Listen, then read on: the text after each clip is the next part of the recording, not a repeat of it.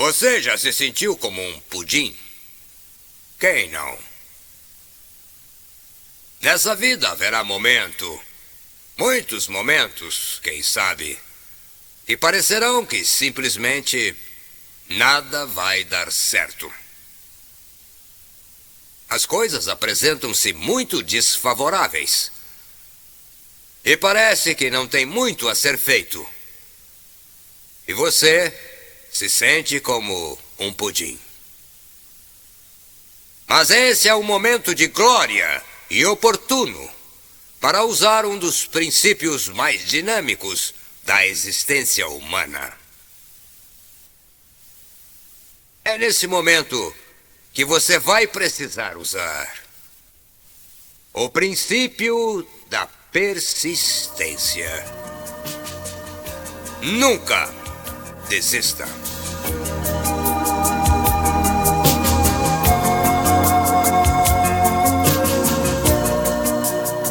Ninguém, e muito menos Dr. Phil, quer convencê-lo de que a vida é fácil. Se você estiver enfrentando alguma dificuldade, é porque está vivendo plenamente. Mas ao invés de afundar-se no problema, você precisa querer seguir em frente, colocando um pé adiante do outro, porque essa é a única maneira de você progredir. Conseguirá superar o seu problema vencendo cada centímetro e conseguindo insistentemente ultrapassar todas as dificuldades. Ao tentar outra e outra vez, você finalmente eliminará todas as pedras do caminho. Dr. Phil costumava citar o general Charles de Gaulle, que dizia que a dificuldade atrai os homens de caráter porque ao abraçá-la, ele se realiza. Em outras palavras, as dificuldades agem de tal forma que faz com que você siga em direção à solução. É nesse processo que você aprende quem você é e o que pode realizar. Uma das histórias que o Dr. Phil contava era sobre uma jovem que nunca desistiu de seu sonho impossível de estudar fora do país. Tem uma carta aqui no meu bolso de um membro desta igreja. Ela nasceu na Indonésia e tinha alguns sonhos sobre seu futuro. Há muito tempo eu batizei uma criancinha dela e seu marido aqui nesta igreja. Por ela ter acreditado em um bom futuro, criou esse futuro com o marido. Então escutem o que tem na carta. Eu ainda estava em minha casa de campo na Indonésia quando encontrei em um de seus livros chamado Stay Alive All Your Life. Naquela época, eu era uma estudante infeliz e frustrada e queria estudar fora para ter uma educação melhor e conhecer a vida fora do meu país. Meus amigos estavam estudando na Europa. Eu me despedi de um por um no aeroporto. Chegava em casa chorando e me perguntava quando seria a minha vez de ir também. Entretanto, meu pai era um pequeno negociante e tinha 5 filhos para criar. Era impossível para ele financiar os estudos na Europa. Eu sabia que seria difícil conseguir estudar na América. Mas encontrei o seu livro e aprendi que eu poderia ter o que quisesse se eu acreditasse. O livro também dizia que eu deveria agir como se tivesse certeza de que conseguiria. Disse para mim mesma que conseguiria uma bolsa de estudos na Alemanha, que era o país onde eu queria estudar, porque a psicologia, que foi o que escolhi, havia se originado lá.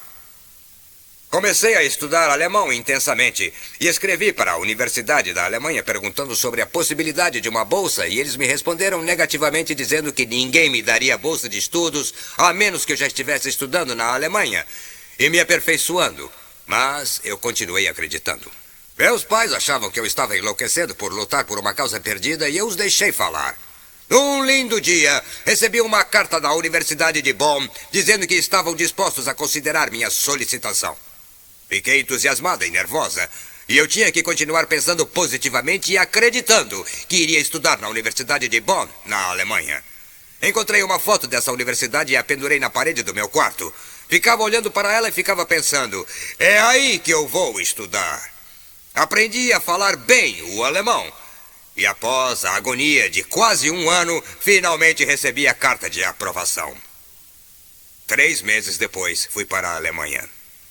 Isso aconteceu há 8 anos. E foi a primeira, mas não a última vez em minha vida que ficou provado que Deus dá tudo o que você pedir se você acreditar. Eu queria ir aí conhecer você. Nesse próximo domingo, nosso filho será batizado por você. Quem imaginaria que quando eu ainda estava na Indonésia, aquele livro seria a minha única fonte de esperança? Muito obrigada. Essa garota agora é PhD. Seu marido é MD. Grandes seres humanos que não ficaram no passado e sim, com a graça de Deus, adquiriram condições para o futuro. Persistência. Foi o que ela teve e o que possibilitou tudo isso. Ela nunca desistiu, nunca deixou de acreditar só um minuto que o milagre não aconteceria. Ela nunca deixou de lutar para tornar seu sonho realidade. Dr. Pew estava muito entusiasmado sobre o fator plus que descreve a qualidade intrínseca de algumas pessoas. Essas pessoas vivem com mais avidez, mais energia e mais entusiasmo do que outras pessoas.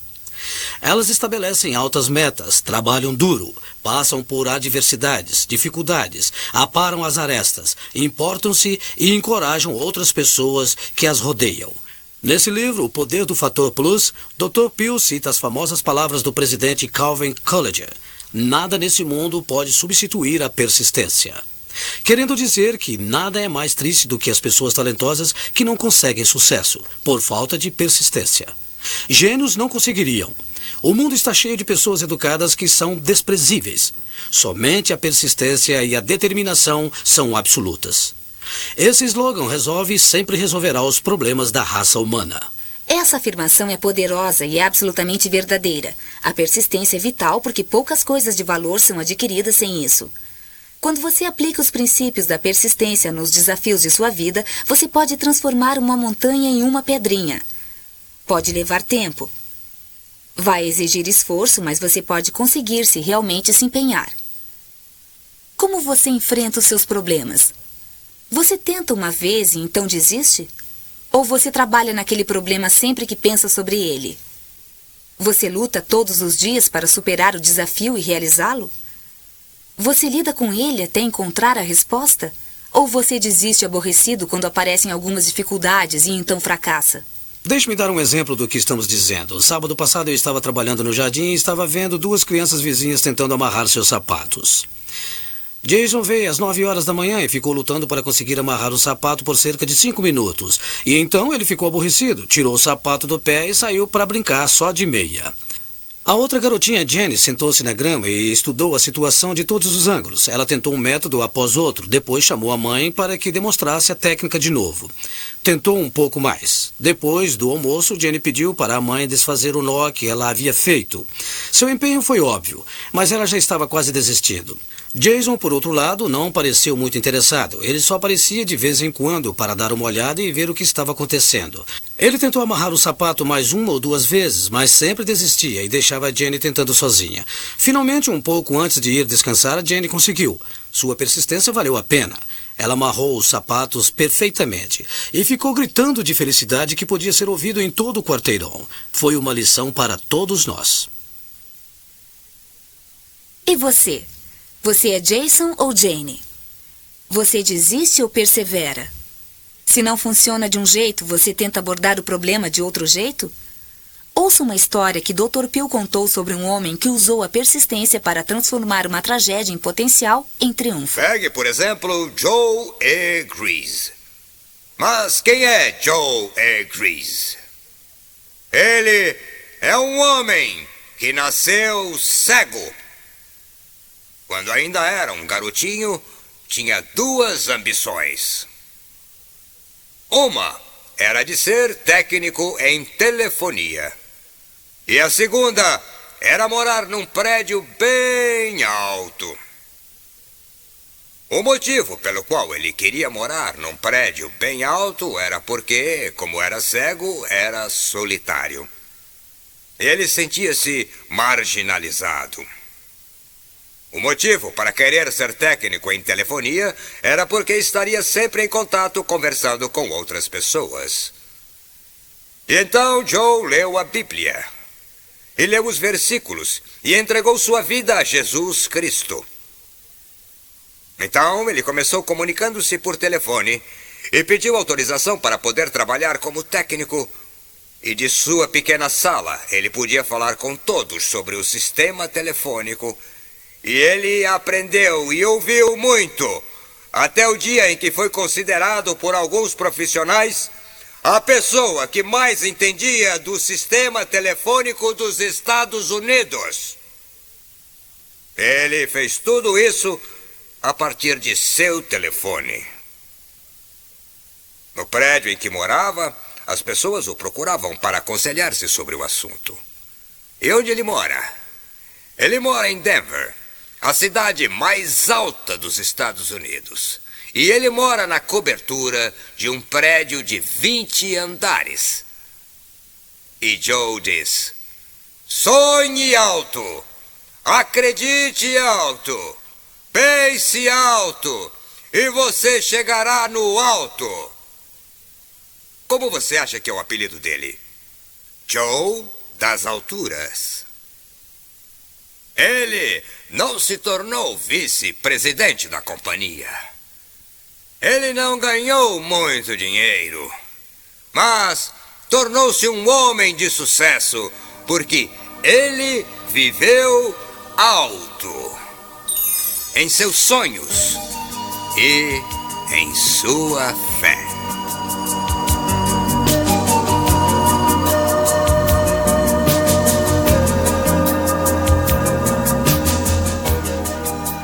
Precisou de fé, de persistência e de coragem.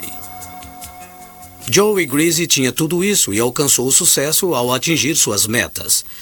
Dr. Peel acreditava que o poder invisível do fator plus fortalece e ativa sua capacidade de persistência, ao mesmo tempo que a demonstração de perseverança leva ao fator plus. Se você perseverar, você consegue o fator plus. Se você tiver o fator plus, será persistente. Uma mão lava a outra. A importância disso é que todas as vezes que você faz um determinado esforço, pode contar com o fator plus e conseguir um empurrãozinho. Com persistência, você pode pensar aquela meta que parece impossível e descobrir que ela não precisa ser impossível, até que aquele sonho possa tornar-se realidade. Dr. Peel disse que não devemos minimizar o poder da persistência. Seja sempre persistente e não desista nunca. As realizações acontecem para aqueles que persistem. Não importa quem você seja, quantos anos tenha ou quantas vezes você já fracassou. Com persistência e perseverança, você realiza os seus sonhos. Não importa o quão improváveis eles sejam. A idade não significa nada quando você quer atingir uma meta. Dr. Peel contou sobre um amigo que construiu um hotel. Recentemente, minha esposa e eu ficamos num lindo hotel em Tóquio, Japão.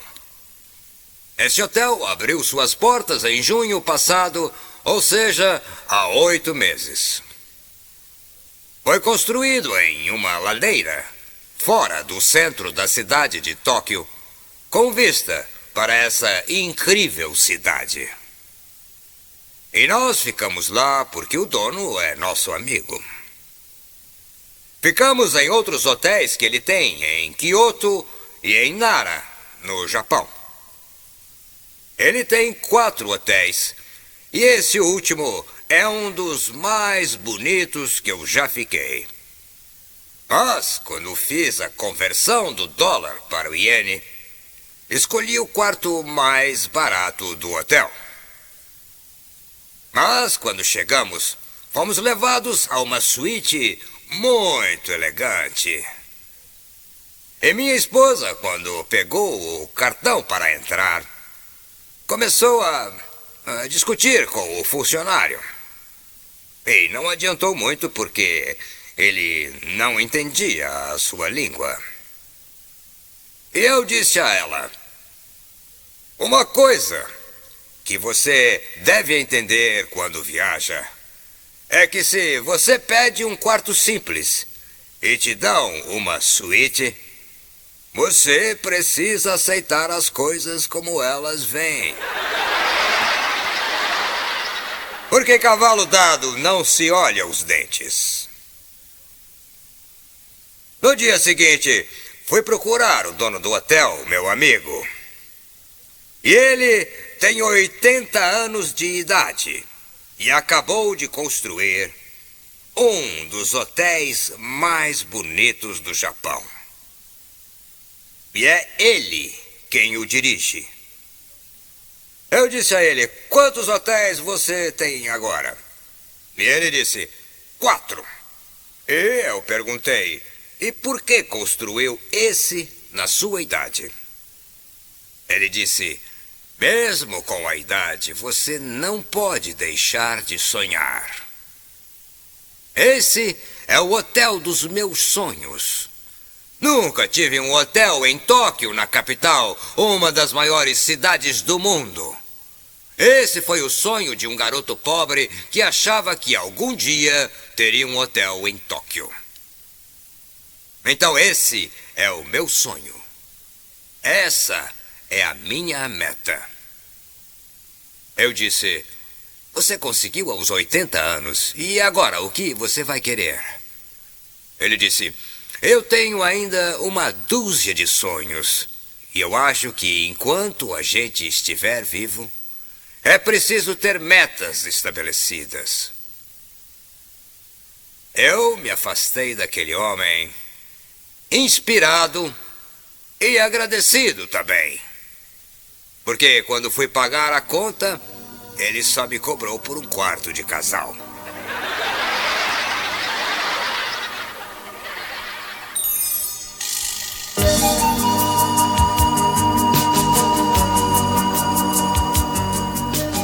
Quando o Dr. Pio contou a história, você talvez tenha dado risada com ele, mas também deve ter recebido uma mensagem. Aqui, ele nos ensinou que a idade não é desculpa. Seu amigo precisou de 80 anos para realizar o sonho, e os sonhos continuam, e ele ainda irá realizar muito até seu tempo terminar. Essa é a mágica da persistência combinada com o fator plus. Com essa poderosa dualidade, nada é impossível. Agora queremos lhe dar os 5 passos que o Dr. Pio projetou para que você seguisse de modo a desenvolver a atitude da persistência. O passo número 1 é: nunca fale em derrota, porque se falar, acabará aceitando a derrota. Se você ficar falando, soará como se tudo fosse pior do que parece ser, e você acreditará naquilo que está dizendo. Você já sabe que aquilo que você pensa acontece. Imagina o que aconteceria se o treinador de um time de futebol falasse para o seu time: eu não sei, mas acho que o outro time tem jogadores mais fortes, mais competentes, maiores que nós. Mas vocês vão lá e tentem. Não existe dúvida sobre qual seria o resultado desse jogo. Por isso, ao invés de olhar para o lado ruim, pense no que é bom. Seja um animador do seu time. Se você sempre falar em vitória, mais cedo ou mais tarde, ela será sua. Passo 2. Aplique o princípio da persistência, que significa que não importa o que aconteça, nunca desista. Lembre-se que nenhum problema é tão grande e nenhuma meta é inatingível. Se você se mantiver ligado e não deixar que nada o atrapalhe, você vencerá. Você se lembra do livro João Capelo Gaivota, um dos livros mais sábios da nossa geração? Desde que o primeiro volume saiu em 1970, já foram vendidas milhares de cópias. Entretanto, muitos editores haviam recusado o manuscrito até que um aceitasse. Você acha que o autor desistiu? Não mesmo. Ele procurou até encontrar quem o editasse. Lutou até alguém dizer sim. O resto da história todos conhecem. Tudo isso por causa do princípio da persistência. Nunca desista.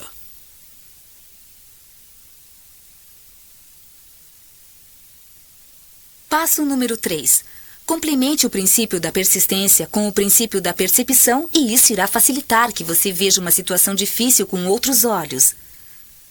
Você não pode ser impedido pela primeira impressão. Ao invés disso, precisa ver o problema por todos os ângulos. Você adquire um conhecimento intuitivo próprio sobre quem você é e o que você pode fazer. Quando você entende a extensão do problema, poderá conseguir bom desempenho na busca de solução e estará no caminho para resolvê-lo. Passo número 4. Escolha um problema, divida-o em partes, concentre os seus esforços e ataque cada parte, sem desistir, até conseguir enfraquecê-lo. Em Kyoto, no Japão, uma vez Dr. Pio visitou um templo famoso pelo seu jardim de pedras. Através dos séculos, 15 pedras de tamanhos e formas diferentes pousam cuidadosamente na areia branca. As pedras representam os 15 principais problemas que o homem tem. Os moldes na areia representam formas de como se livrar dos problemas. A areia muda com o vento e a cada dia toma novas formas. Assim, um simples jardim de pedras reinicia o seu tempo a cada dia. Os 15 problemas não são absolutos. Eles podem ser percebidos de modo diferente por cada pessoa que visita o jardim. Dependerá da percepção de cada um. A mensagem que Dr. Peel encontrou nesse jardim é que nós devemos evitar solucionar nossos problemas todos de uma vez. Ao invés disso, focalize em apenas um e concentre-se em resolvê-lo. Procure novos caminhos para dar a volta, ultrapassar ou passar pela pedra. Dessa forma, podemos desenvolver uma força muito grande que nos ajuda a perseverar. E passo 5. Peça a Deus que lhe dê força para continuar trabalhando em seu problema, até conseguir a solução.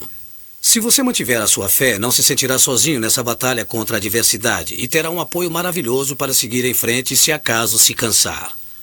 Quando você usar esses 5 passos, você encontrará uma nova forma de olhar os problemas que irá enfrentar todos os dias.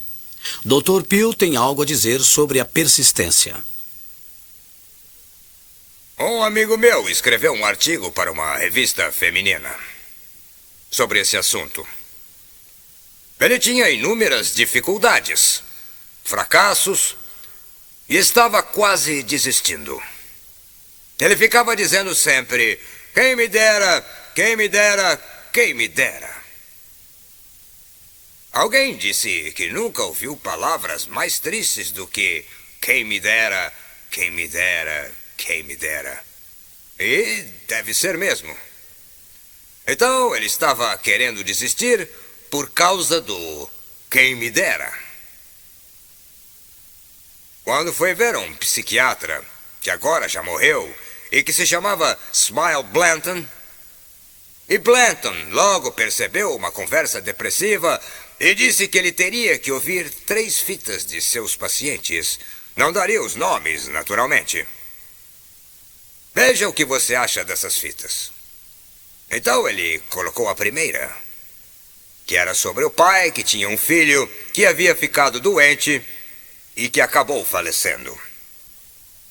E o pai ficava dizendo: quem me dera eu pudesse ter ido pescar com ele, quem me dera se eu tivesse ido ao jogo de beisebol, quem me dera eu tivesse mostrado a ele o meu amor, quem me dera eu tivesse chegado cedo em casa, quem me dera, quem me dera, quem me dera. A segunda fita falava de um rapaz que tinha uma mãe dominadora. E todas as vezes que ele chegava em casa com uma garota, a mãe ia contra. Como ele amava a mãe, não queria discussão. E agora, que já tem mais idade e que sua mãe morreu, ele está solteiro. Quem me dera eu tivesse abraçado as oportunidades para casar-me. Quem me dera eu soubesse antes que o que ela precisava era de um neto para embalar em seu colo. Quem me dera eu soubesse que a gente precisa cuidar somente da própria vida. Quem me dera, quem me dera, quem me dera. Mas já era tarde e tudo estava acabado. E a terceira era de um homem que arruinou sua carreira por confiar em alguém e ele dizia: quem me dera eu não tivesse confiado naquele homem. Quem me dera eu tivesse sido esperto. Quem me dera, quem me dera, quem me dera. Quem me dera faz as pessoas desistirem. Então, o rapaz disse: eu fui em frente e pus na minha cabeça outros pensamentos, substituindo-os quem me dera. E ele recomendou que você também pusesse isso na sua cabeça. Blanton disse para ele entrar no fundo de sua consciência e tirar o quem me dera. Então, você coloca 3 palavras melhores. Da próxima vez, da próxima vez, da próxima vez. Continue lutando uma boa luta. Conclua a caminhada. Mantenha a fé, porque se você falhar agora, sempre haverá uma próxima vez.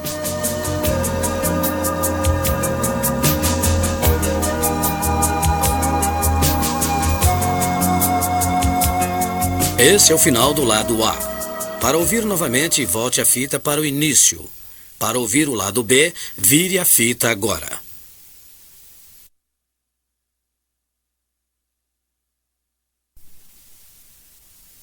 Existe uma coisa que cada pessoa desta igreja quer. Você quer e eu quero. Todos querem. E o que todos querem é saber como ter alegria na vida. E não apenas uma alegria passageira, mas sim eterna. E uma coisa é certa: vocês vieram aqui por esse motivo.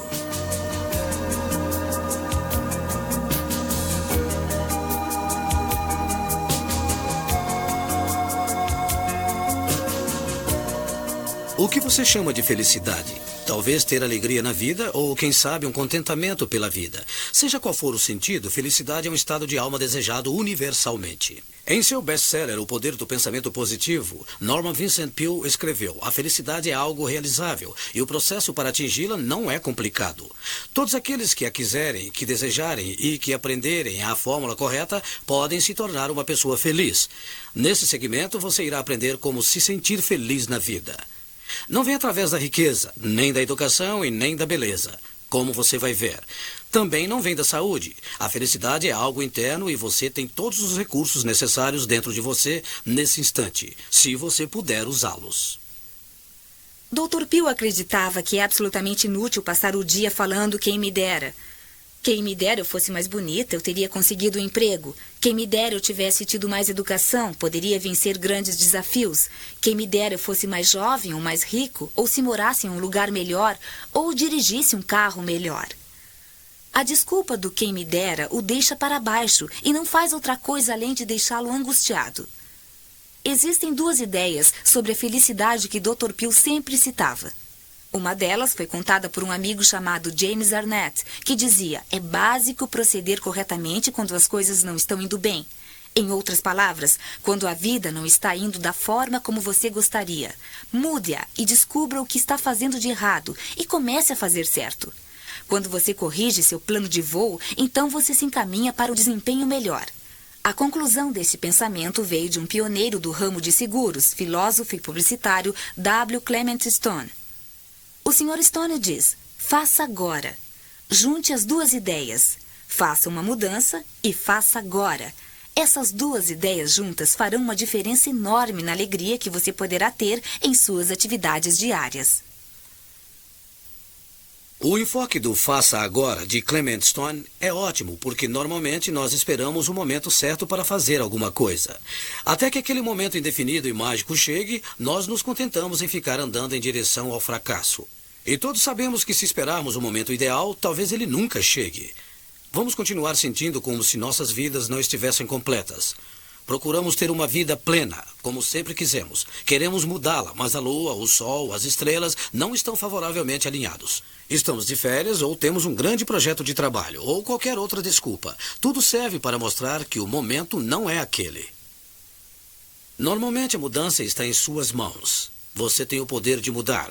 Se você quiser mudá-la, existem 3 elementos que precisam ser considerados. A mudança precisa ser correta, precisa ser sensata e também possível. Frequentemente olhamos apenas para os aspectos sombrios e depressivos da vida e nos esquecemos de que quando um dos lados da lua está escuro, o outro está sempre iluminado. Se você realmente quiser mudar e ter uma vida feliz, focalize em suas habilidades ao invés de ficar lutando contra suas inaptidões. Dr. Peale ilustrou isso com a história de um homem de Elmora. Quero contar a história de um homem de Elmora, Nova York. Se tiver alguém aqui de Elmora, então saberá quem é ele. Esse homem me ligou e disse: estou em Elmora. Estou realmente a ponto de estourar e eu vou estourar os meus miolos. E eu então disse: que pena que você vai estourar os seus miolos. Por que me telefonou então para contar isso?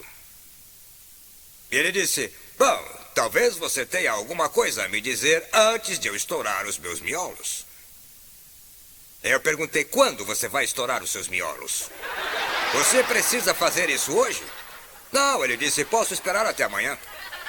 Então eu disse, pegue um avião, venha até aqui e vamos conversar antes de você fazer isso, porque você pode fazer isso tanto aqui quanto em Elmora.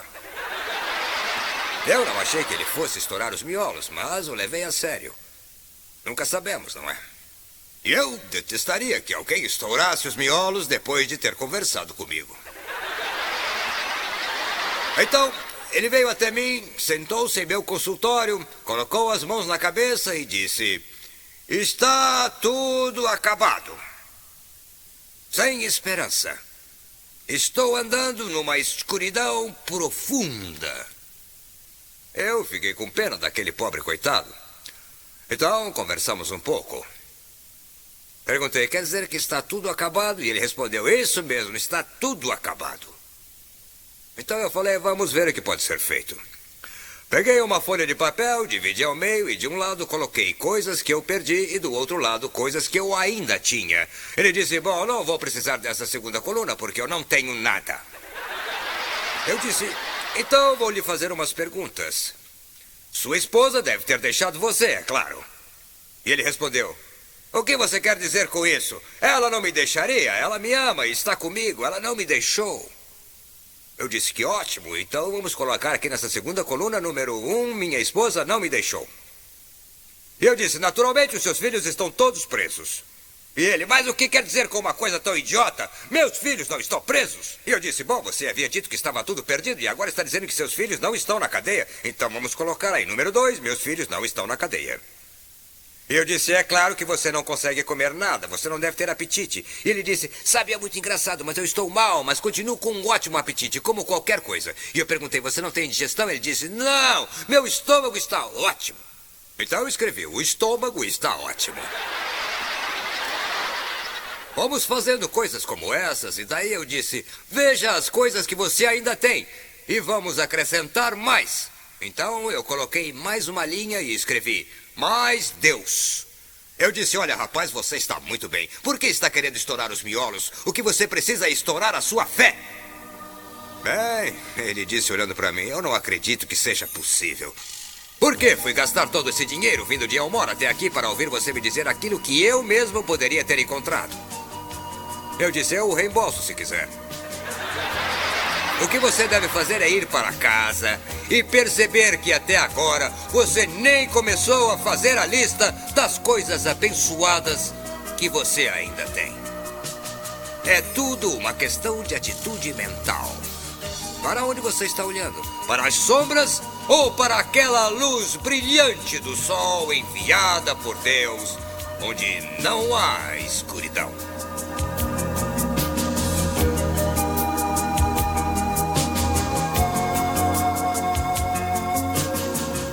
Isso já aconteceu com você? Quando o céu está nublado e a previsão é de mau tempo por vários dias, você fica irritado e sem forças? Fica aborrecido quando o sol não brilha de um dia para o outro? E então, quando finalmente o sol resolve aparecer, não importa o que esteja acontecendo, parece que o mundo inteiro é o lugar mais feliz? Isso não é surpresa, porque os humanos, como a maior parte das criaturas que vivem, precisam de sol. Quando você visita o zoológico e vê vários animais que vivem na escuridão, você percebe que eles são assustados, medrosos e pálidos. Eles não possuem a mesma atividade dos animais que vivem à luz do sol. A luz do sol, o brilho, a atitude positiva que colore a vida, contribuem para o seu contentamento. Cada um de nós tem o próprio barômetro para medir o nível de contentamento. Qual é o seu? Como você mede a sua felicidade? Ela depende de você ou dos que estão à sua volta? Você permite que as circunstâncias da vida o controle? Ou é você que comanda o seu navio em direção ao que lhe dará maior satisfação? Você precisa pensar um pouco sobre como você se relaciona consigo mesmo e com as pessoas próximas. O contentamento não é gerado por algo externo, ele vem de dentro. Se você não estiver contente consigo mesmo, ninguém conseguirá fazê-lo ficar feliz. Existe um velho ditado que diz, felicidade não é ter o que você quer, felicidade é querer o que você tem. O resultado disso é, se você não tiver, saia e vá buscar, mas faça isso agora. Vire as nuvens cinzas e verá que o forro é prateado. Dr. Pugh gostava de contar a história de um homem que fez exatamente isso. Orville Kelly sabia como encontrar o lado brilhante em uma situação trágica. Não importa o que aconteça, você precisa ficar espiritualmente agradecido por estar vivo. Conheci um homem outro dia e fiquei encantado com ele depois de termos conversado durante 2 ou 3 horas. É um rapaz corpulento chamado Orville Kelly, que mora na ilha de Devonport. Ele é um jornalista, tem 43 anos. Foi para o hospital da universidade onde eu estava e durante a nossa conversa ele contou que ficou sabendo que estava com um câncer em estado terminal. Aos 43. Naturalmente, havia ficado abalado com a notícia, assim como sua esposa. Eles voltaram desesperados para a cidade deles em um lindo dia de outono há 1 ano. Ele tinha poucos meses de vida. E por isso, decidiram não contar para os filhos nem para os amigos. Decidiram aguentar firme até o momento final. Depois de um tempo, mudaram de ideia e decidiram fazer uma grande churrascada e contar a todos sobre a doença e continuar uma vida normal. Porque quando uma pessoa tem câncer em estado terminal, as pessoas se esforçam demais para manter o relacionamento. E ele me disse que contou para as crianças e que elas têm fé, porque foram criadas assim. Então, um dia, ele acordou e decidiu que não ia mais pensar que aquele seria mais um dia que iria viver. Buscou uma nova atitude. Agradeceu ao bom Deus por mais um dia e decidiu formar um clube chamado CDH. Conte com o dia de hoje. Depois teve outra ideia. Todas as pessoas são terminais. Ele simplesmente soube que seu fim estaria próximo.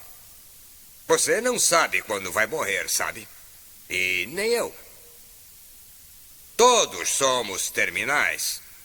Todas as mães, filhos e filhas. Então, disse ele, já que vou morrer, vou fazer cada dia da minha vida o mais maravilhoso possível. Agora ele vai pelo país todo falar para pessoas. Acabou de voltar da Universidade de New Hampshire, onde eu estava dando uma palestra para os estudantes, e eu disse, os estudantes nem sempre são fáceis. Como eles reagiram com você? Ele disse, eles foram simplesmente maravilhosos. Como não seriam? Estavam ouvindo a um homem condenado. Eles também estavam condenados. Eu perguntei, mas como você está tão entusiasmado, aproveitando tanto a vida? Ele disse, sabe que antes de eu saber que eu tinha essa doença, eu era um jornalista e ficava contando várias histórias todos os dias. Eu falei, e se você não estivesse doente? Ainda estaria fazendo isso? Ainda estaria escrevendo algumas histórias, nem sempre interessantes, que as pessoas talvez nem lessem, mais tarde tomariam uma cerveja com os colegas? Seria assim mesmo? E ele disse, eu estou aqui. Deus me deu a oportunidade de tocar vidas de centenas, milhares de pessoas. A morte, disse, é uma parte importante da vida. Nunca vou me esquecer de como ele descreveu uma pessoa atravessou o Mississippi numa manhã nublada. Havia naquela imagem um pássaro azul pousado na cerca de uma fazenda. Aquela imagem apareceu quando o avião deixou as nuvens para trás e entrou naquele dia ensolarado. Eu vi o sorriso no lindo rosto da minha esposa. Por isso, quando uma pessoa me diz, o que você quer dizer com agradeça por estar vivo, só porque você tem pequenas dificuldades financeiras, É uma atitude muito pequena e superficial.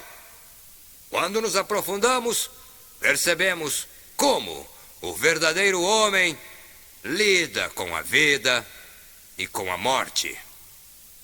Então, precisamos perceber essa afirmação. Vamos! Fique feliz por estar vivo e não deixe que as coisas pequenas e superficiais afetem os pontos fundamentais. E você? Está feliz por estar vivo? É capaz de encontrar satisfação e contentamento por saber que você tem mais um dia para passar nesse mundo? Orville Kelly era capaz de apreciar as lindas paisagens que haviam ao redor dele, mesmo sabendo que estava morrendo. Ficava feliz.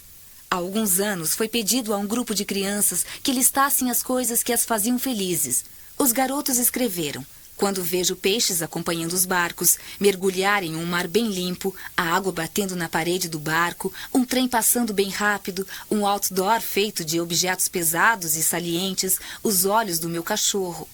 As garotas escreveram que ficam felizes quando veem a luz da cidade refletindo no rio, uma árvore muito florida e colorida, uma fumaça saindo da chaminé, veludo vermelho, a lua atrás das nuvens. Essas crianças não haviam perdido a beleza da imaginação e aproveitavam os prazeres simples que a vida tem a oferecer. Elas não estavam indiferentes ao que viam e sentiam, não tinham ainda sido contaminadas pelos desafios da vida em reconhecer que o contentamento pode ser gerado pela simplicidade. Se perguntássemos a mesma coisa hoje às crianças, suas respostas seriam provavelmente mais voltadas a um mundo mais mecânico, mas tenho certeza de que elas ainda teriam admiração pela vida. Se você precisa aprender como ficar contente ou se você simplesmente contentar-se com a felicidade que tem, irá querer seguir esses passos que o Dr. Pio sugeriu. O primeiro passo para gerar o contentamento é, sempre que você for dizer quem me dera, substitua a frase por da próxima vez.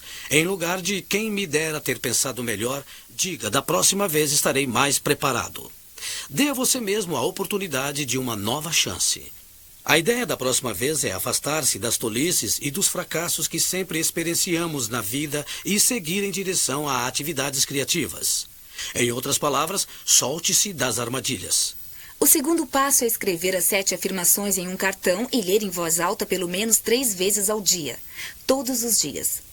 As afirmações são: estou em processo de mudança. Estou me tornando melhor a cada dia em todos os pontos. Estou seguindo firme em direção ao sucesso. Meu eu está se aproximando mais de mim. Deus está me guiando e me ajudando todos os dias. Ficarei feliz e exultante nesse dia feito por Deus. Acredito poder lidar com todos os problemas que surgirem hoje. Você vai encontrar essas afirmações poderosas impressas no livro que acompanha o programa. Copie com sua própria letra e pendure o cartão no espelho ou deixe-o em sua carteira, em algum lugar que você possa vê-lo todos os dias. Sempre que passar pelo cartão, diga as frases em voz alta. Ao repetir essas frases, você vai começar a acreditar nelas, e quando você acredita, elas acontecem. O terceiro passo em direção ao contentamento é olhar o jornal e a revista que você lê todos os dias. Veja programas de televisão, veja as vitrines. Quando estiver em um shopping, observe as pessoas e descubra aquela alegria interior que traz a esperança e a renovação da fé pelo ser humano. Fuja da violência e procure o lado bom. No trabalho, encontre alguma coisa positiva para dizer às pessoas que você gosta. Veja se você descobre boas qualidades, mesmo em alguém que esteja sempre irritado. Como o Dr. Pio sempre enfatizou, quando você envia vibrações elevadas, você anula o lado ruim que prejudica a sua vida. Quando você desenvolve o respeito, piedade e respeito ao próximo, ele reflete em você. Logo você estará sorrindo e feliz, satisfeito com a vida e disposto a fazer qualquer mudança que queira, para ter uma visão mais clara do futuro. O filósofo alemão Immanuel Kant era muito considerado pelo Dr. Pio. Ele escreveu: é o desejo de Deus. Não que sejamos simplesmente felizes, mas que precisamos nos fazer felizes. Quando você põe em prática esses passos na rotina diária, descobre que todas as suas atitudes mudam. Você se percebe sorrindo feliz com coisas que antes não chamavam a atenção. Aprende a ver alegria ao invés de mágoas e tristeza. E descobre que a fonte do contentamento sempre esteve dentro de você. O que é contentamento? É ser feliz, alegre e satisfeito com o que você tem? Não é bem isso. Se você estudar a origem dessa palavra, verá que vem do latim, cuja raiz é continere, que significa literalmente juntar tudo. A pessoa contente é aquela pessoa que é tão organizada interiormente que ela se mantém íntegra, mesmo em condições adversas, sem tornar-se cínica, rebelde ou destrutiva. Aceita o que houver e convive com isso da forma como foi determinada por Deus. E ela conseguirá sair-se muito bem.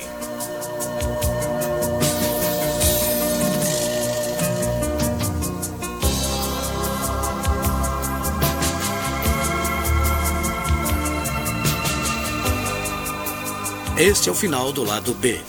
Para ouvir esse lado novamente, volte a fita para o início. Para ouvir de novo o lado A, avance a fita até o final antes de virá-la.